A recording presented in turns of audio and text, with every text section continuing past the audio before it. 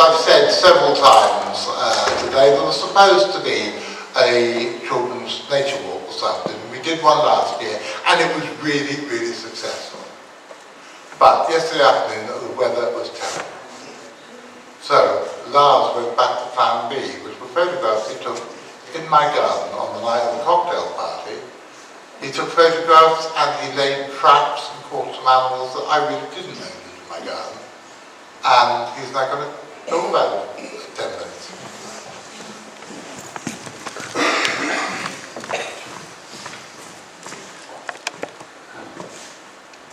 Yeah, this is, as John said, there was no nature walk yesterday. It would have been a nature swim, and you tend to not see so many creatures when you have to swim for them. So I spent some time walking around Jonathan's garden, and I've also been around the parking lot, so as you can imagine, I've been on some very, very strenuous expeditions. But even so, I have managed to capture images of various very fine-looking specimens, and which perhaps will come as a surprise to some of you that you have actually so much natural history going on just outside your door, or in your back garden, or along the hedgerow, or even in the middle of the village. So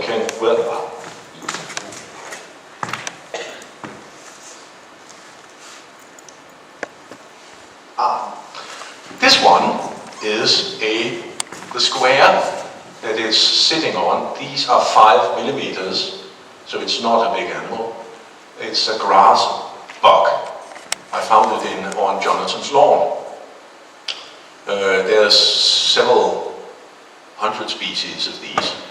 Some of them are rather boring and dull green, but some of them are quite nice looking. You see, with a nice little coattails here and a little, I don't know what, yellow thingy on its back, and very nice slim legs. They would look extremely well on a girl, I think. This one is even smaller. You see, this is one of these 5 millimeter squares, and this one can't even fill out one of them. This is in fact a cicada.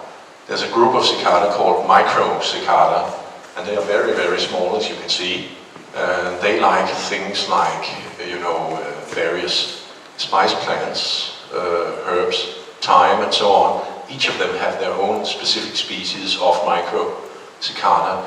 And I sometimes hear people asking me, well, how come do we actually have cicada in Northern Europe? And they get quite surprised when the answer is yes, because, well, but then does our cicadas, they don't make noise like they do in Greece and Spain and France and Italy, and in fact they do. But luckily it's of a frequency so high we can't hear it. But if you go out into your back garden with a microphone which are sensitive to ultrasound, you will hear an absolutely deafening racket of cicadas yelling and screaming and squeaking and chirping and going on. This one, rather strange looking creature, is, I'm not quite sure what it's called in English actually. Harvestman. It's harvestman, oh yeah, that's right. This is a close-up of a harvestman, and you can actually see here in the middle, there's a little bump on top of the body, and that's the eye bump. It has one eye here and one eye there. And you see the 8 long legs going off. And some very strange looking mouth parts looking like deformed boxing gloves or something like that. And you also see these things on spiders, especially on spider males. And they are in fact mating organs that they use during mating. And they are, well, more or less, they have a different shape on each and every different species, and they are shaped almost like a key to a lock. So the male comes with the key to lock up the female's. I think I'll stop there. Yeah. This one is a very, very, very tiny leaf hopper, and this is, I brought this along to tell you a little horror story. These are related to aphids, and you can find them in all kinds of plants. It's very small. It's only about from here to here, 2 millimeters. But in this one, you can see this dark shape here in the abdomen. That's in fact the larva of a parasitic wasp that's busy eating the poor leafhopper from the inside out. Just a couple of pictures of some very nice looking moths that kept on flying into the marquee up in Jonathan's garden during Thursday night. And now we will very shortly come to a picture that perhaps it's better that Richard Freeman actually have left the hall because he doesn't much care for moths. We saw several of these, and I managed to get up close and personal with one of them. It's a little bit difficult to see, but you have the antenna here, and 2 big eyes, and lots of hair and fur, and 2 very furry front legs. All of these pictures, by the way, when I get back home, I will crop them and polish them up a little bit in Photoshop, and then put them out, make an album of them, and put them out onto the CFZ Facebook page. So you can go back and take a closer look if you like. I'll also try to identify all of them as closely as I can, so you can actually see what species there were. Another nice looking little moth. And this one, the eyes are here, the antenna, and then this long snout-like thing in front. There's another moth actually sitting on Jonathan's kitchen door. The head is up here, the wings, with these nice markings. And here is a daddy long legs hanging upside down from the ceiling. You can see the long legs here, the wings are down here, the head is here. These are in fact, you know them all of course, they are in fact closely related to mosquitoes. They're giant mosquitoes. Luckily for you, they don't have any mouth parts. They don't even eat while they're during their very short and very energetic life. They will only live like that for about 5 days or so, and all they think of is finding a mate and then lay their eggs. This is in fact a female. This very thin thing she has in her backside is the ovipositor. Here's a nasty looking thing. This is a beetle that we caught in a trap up in Jonathan's back garden. These are only active at night. As you can see, they have some very powerful jaws. They live off snails. And when I caught this one, I put it in a little plastic container. You can actually see it if you like. Nick has it out in the hall with all his other animals. And I put a little slug and a little snail into the container with this beetle. And within half an hour, the slug had disappeared. And the little snail has spent the entire weekend crawling around as far as away from this beetle as it possibly can get. A nice looking butterfly sitting on the wall of Jonathan's kitchen. That's another butterfly. What? That's a moth. Oh yeah, that's a moth, sorry. And here's an ordinary fly. Up close and personal again, you can see that they actually have rather strange looking split feet. Another fly, this one is a tiny hoverfly. Notice how big eyes you have, Grandma.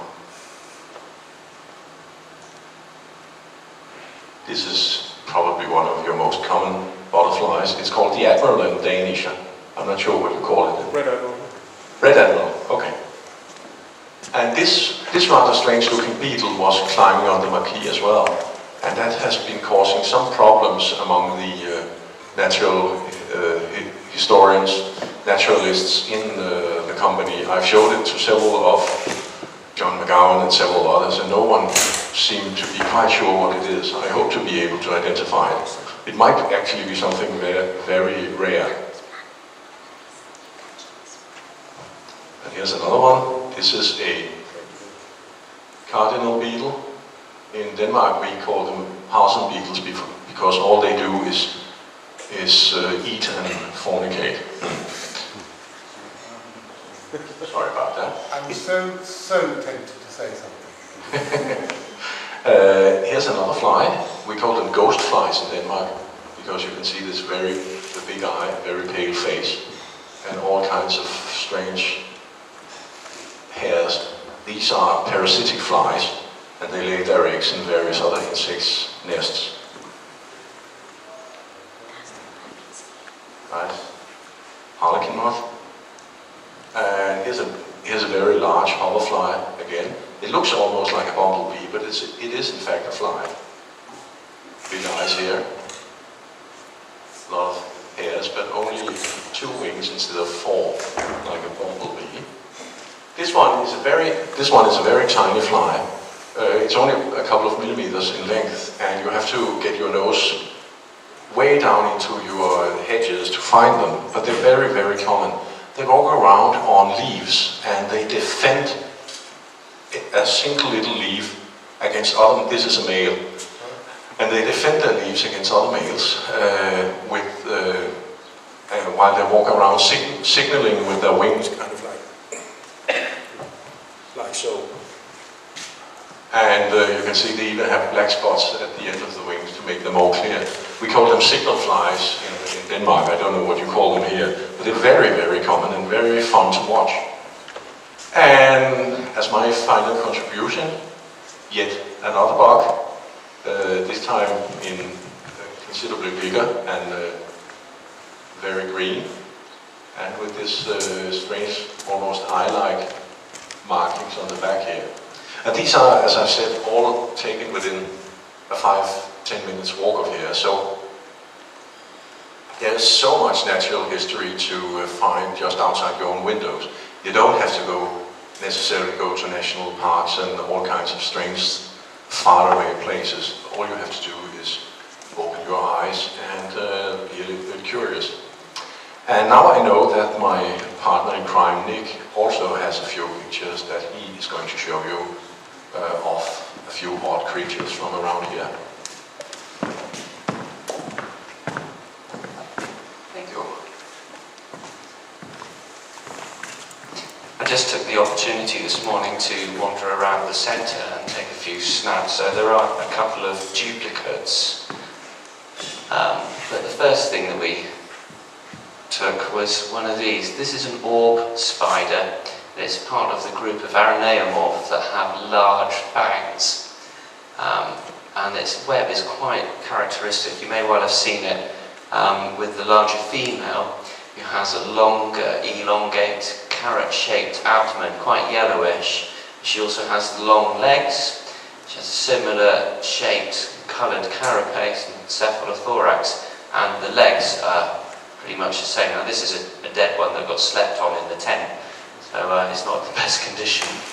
And the web, if you can imagine the spiral of a garden spider's web, but in the middle it has a hole. When it's making the web, the middle is intact, but when it's finished putting the spiral, radial, sticky threads on, it bites the middle out for some obscure reason and hangs upside down, waiting for its prey to bumble into the web.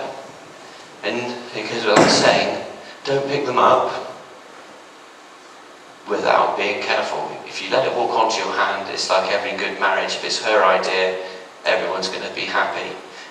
If you pick it up by the legs, those fangs are going to go into your fingers, and they are capable of drawing blood.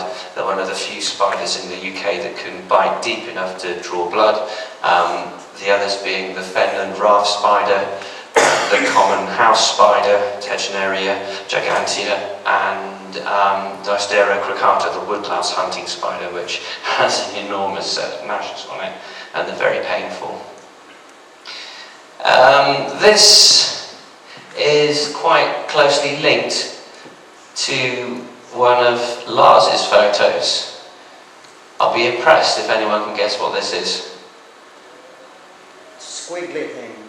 Is it a hoverfly? I'm impressed. It is a cocoon of a squiggly thing.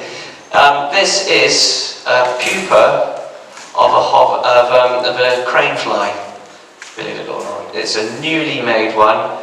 The leather jacket came out and decided to pupate on my tent's dry sheet in the middle. Most bizarre. Sorry about the poor focus. This is the beetle that Lars has in a tub on our table, and that's the snail. Yeah, my little snail. Oh, snail, I'm going to sleep around here because I can't stay away from that beetle. Yeah. The beautiful little round swan snail.